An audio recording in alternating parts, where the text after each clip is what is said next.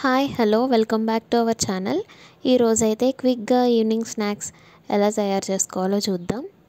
ముందుగా ఈ process start చేసే ముందే ఒక ప్యాన్ తీసుకుని ఆయిల్ వేసుకుని అది హీట్ అవుతూ ఉంటుంది. నెక్స్ట్ మనం ప్రాసెస్ స్టార్ట్ చేసుకుందాం.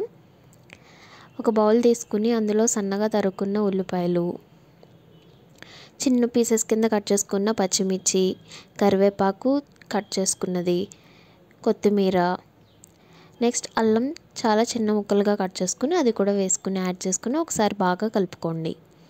ఇలా కలుపుకున్న వాటిని మీకు టేస్ట్కి తగ్గట్టుగా సాల్ట్ వేసి ఒకసారి బాగా మిక్స్ చేసుకోండి. నేనైతే 1 కప్ ఆనియన్స్కి 3/4 కప్ శనగపిండి అయితే యూస్ చేశాను. అలా అయితే మంచి కన్సిస్టెన్సీలో వస్తుంది.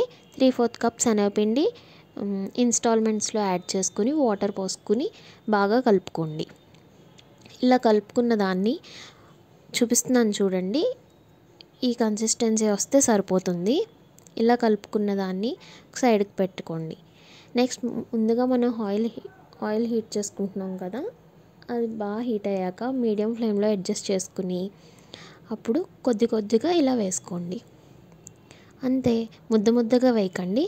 చూసారు కదా, ఇలా విడుస్తూ వేసుకోండి. అంతే, ఒకసారి వెంటనే కలుపుకోండి. కింద అడుగంటకుండా అది కూడా రెల్లలా వచ్చేలాగా ఉంటుంది. అంతే, చాలా క్విక్గా ఈ వర్షన్లో వేడివేడిగా పకోడీ వేసుకుని తింటే చాలా బాగుంటుంది. తప్పకుండా అందరూ ట్రై చేయండి. Please like, share and subscribe.